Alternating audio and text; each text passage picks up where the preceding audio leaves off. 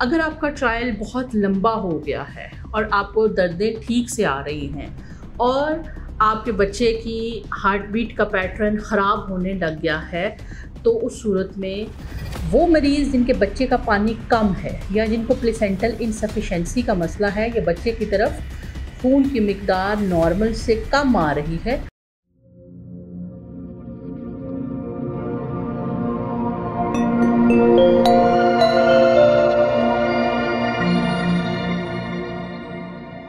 अस्सलाम वालेकुम। मैं हूं डॉक्टर नाइला, कंसल्टेंट गायनेकोलॉजिस्ट और इनफर्टिलिटी स्पेशलिस्ट गायनी सॉल्यूशन के फोरम से। आपकी इन्फॉर्मेशन, एजुकेशन, अवेयरनेस के लिए वीडियोस लेके आती रहती हूँ। कोशिश करती हूँ कि गैप ना लंबा आए ज़्यादा, लेकिन मसरूफियत की वजह से कभी ऊपर नीचे हो जाता है। अच्छा, अब आप में से बहुत सारे लोग ऐसे हैं जो कि मुझसे कहते हैं कि आप अपने आप को मिलना चाहते हैं, आपके क्लिनिक पे आना चाहते हैं।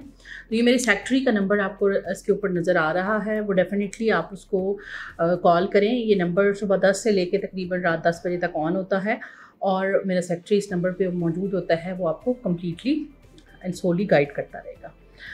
तो आज हमने बात करनी है कि दर्दों के दौरान जो बच्चा पेट में फौत हो जाते हैं। हमारे बहुत सारे पेशेंट ऐसे होते हैं जो कि हमें आके कहते हैं कि डॉक्टर साहबा हमने नॉर्मल डिलीवरी करानी है, और साथ में वो ये डर भी रहे होते हैं कि डॉक्टर साहबा कहीं बच्चे की हार्ट बीट को दर्दों के दौरान कुछ हो तो नहीं जाएगा, वो प्रॉब्लम तो नहीं होगी या कुछ मसला तो नहीं होगा।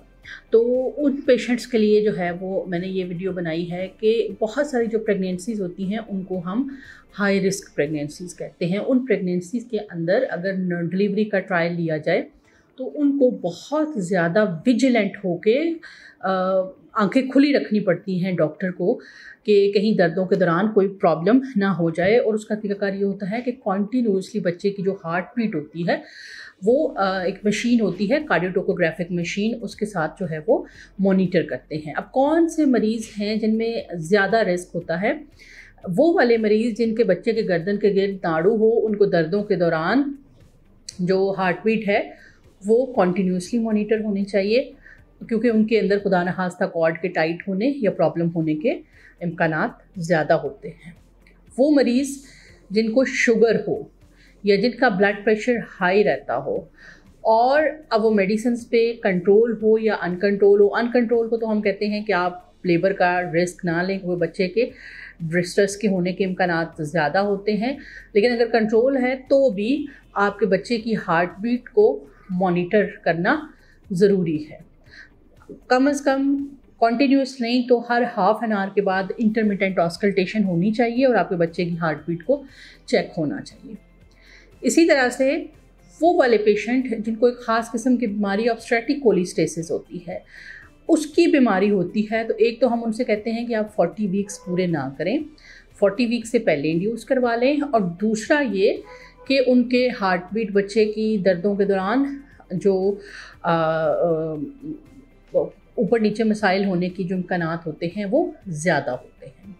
वो मरीज़ जिनके बच्चे का पानी कम है या जिनको प्लेसेंटल इनसफिशेंसी का मसला है या बच्चे की तरफ खून की मिकदार नॉर्मल से कम आ रही है, उनके अंदर दर्दों में बच्चे की तरफ ब्लड फ्लो मज़ीद कम होने की रेशो काफ़ी ज़्यादा होती है और मसाइल बनने की जो इम्कानात हैं वो ज़्यादा होते हैं। ऐसे मरीज़ों को भी हम कहते हैं कि आप high risk under consultant observation के अपनी डिलीवरी कराएं।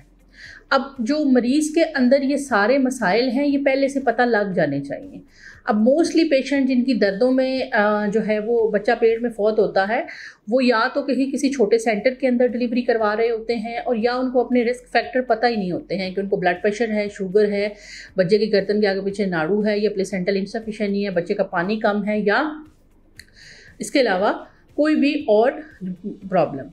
जो मरीज़ थायराइड के, चाहे उनका हाइपर थायराइड है या हाइपोथायराइड है, उसके मरीज़ हैं और उनको प्रेगनेंसी है और वो दवाइयों पे कंट्रोल है, ऐसे मरीज़ भी हाई रिस्क होते हैं फॉर इंट्रापार्टम डेथ, दर्दों के दौरान बच्चे के पेट में फौत होने के। तो इस सूरत हाल के अंदर भी इनको भी कॉन्टीन्यूसली फीटल हार्ट बीट जो होती है वो मॉनिटर करनी चाहिए। अगर किसी के पेशेंट के का हेड फिक्स नहीं हुआ और एकदम से पानी की थैली लीक करती है तो बाद औक़ात नाड़ू जो है वो नीचे आ जाता है और वो हेड के अगेंस्ट प्रेस हो जाता है, जिसकी वजह से ब्लड सप्लाई बच्चे की तरफ अचानक से ख़त्म हो जाती है और जो है वो बच्चे को के पेट में डेथ हो सकती है। इस सूरत हाल के अंदर भी जो हाई हेड वाले पेशेंट हैं उनकी भी लेबर की ट्रायल जो होगी वो अंडर ऑब्जर्वेशन होनी चाहिए, और ख़ास कर जब पानी की थैली लीक डॉक्टर खुद करें या वो खुद से हो तो उसको एक दफ़ा चेक कर लें कि कहीं जो प्लेस है वो है अम्बिलिकल कॉर्ड है वो कंप्रेस तो नहीं हो रही है। इसी तरह से कुछ हमारे पास पेशेंट होते हैं जिनकी पहले हिस्ट्री होती है, अभी देखने में सब कुछ ठीक लग रहा है लेकिन पहले उनकी ये हिस्ट्री है कि दर्दों के दौरान बच्चा पेट में फौत हो गया था। तो ऐसे मरीज़ों की हमने कॉन्टीन्यूसली फीटल हार्ट रेट को मॉनिटर करना होता है, हार्ट बीट को देखना होता है। क्यों?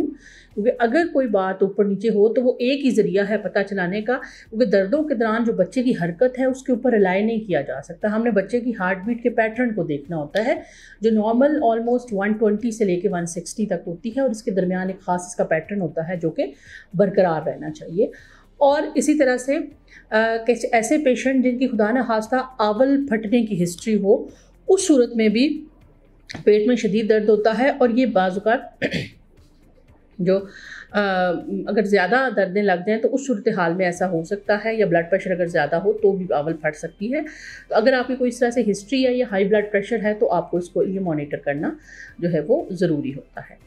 एक बड़ी ही आम सी चीज़ है हाइपरटोनिक यूट्रस, यानी उसमें अगर आपको दर्दें लगवाई गई हैं और उसकी दवाई ज़्यादा दे दी गई है तो दर्दें इतनी शदीद होती हैं कि उनके दरमियान वक्फ़ा ना होने के बराबर होता है। वो जब यूट्रस कॉन्ट्रैक्ट करती है तो बच्चे की तरफ ब्लड फ्लो रुक जाता है, जब यूट्रस रिलैक्स करती है तो उस दौरान बच्चा अपनी ऑक्सीजन और वो सारी चीज़ें खून से ले रहा होता है। तो हाइपरटोनिक लेबर जो है या हाइपर स्टिमुलेटेड यूट्रस जो है उसके अंदर भी दर्दों के दौरान बच्चे के पेट में फौत होने की जो रेशो है वो ज़्यादा होती है। अगर आपका ट्रायल बहुत लंबा हो गया है और आपको दर्दें ठीक से आ रही हैं और आपके बच्चे की हार्ट बीट का पैटर्न ख़राब होने लग गया है तो उस सूरत में आपको एक टेस्ट होता है जिसको हम कहते हैं पीएच टेस्ट बच्चे का। वो पाकिस्तान में नहीं किया जाता है, अवेलेबल नहीं है। बाहर के मुल्कों में किया जाता है कि वो बच्चे के सर पे छोटा सा कट लगाते हैं, वहाँ से ब्लड लेते हैं और फिर उसके बाद जो है वो उसको ब्लड को चेक करते हैं कि उसके अंदर पीएच कितनी है। उससे अंदाज़ा लगाते हैं कि जो बच्चे की सीटीजी के ऊपर पैटर्न आ रहा है ये वाकई ही उसकी खून के अंदर ऑक्सीजन की मिक़दार कम है या ये किसी एरर की वजह से। अनफॉर्चुनेटली वो टेस्ट पाकिस्तान में नहीं होता, जिसकी वजह से हमें सीटीजी चाहे वो फॉल्स पॉजिटिव भी है, यानी कि वो उसकी रीडिंग गलत भी है, तो उसके ऊपर रिलाई करना पड़ता है, क्योंकि अगर खुदा न खास्ता वो सही हो और हम डिसीजन टाइम से ना लें तो बच्चे की पेट में डेथ हो सकती है। तो उम्मीद है ये वीडियो आपके लिए इंफॉर्मेटिव होगी और बच्चे की दिल की धड़कन ख़राब हो जाना जो है वो किस तरह से सीटीजी के पैटर्न से पता लगता है, वो मैं उसके लिए अलग से एक वीडियो बनाऊंगी और आपको सीटीजीज़ के साथ बताऊंगी कि ये चीज़ें हैं जिस पे पता लगता है हमें कि बच्चे की हार्ट बीट जो है वो ख़राब हो रही है। तो उम्मीद है कि आप लोगों के लिए वीडियो इन्फॉर्मेशन इसमें होगी और ये आपकी हेल्पफुल होगी। मिलते हैं इंशाल्लाह नेक्स्ट किसी वीडियो में, तब तक के लिए अल्लाह हाफ़िज़।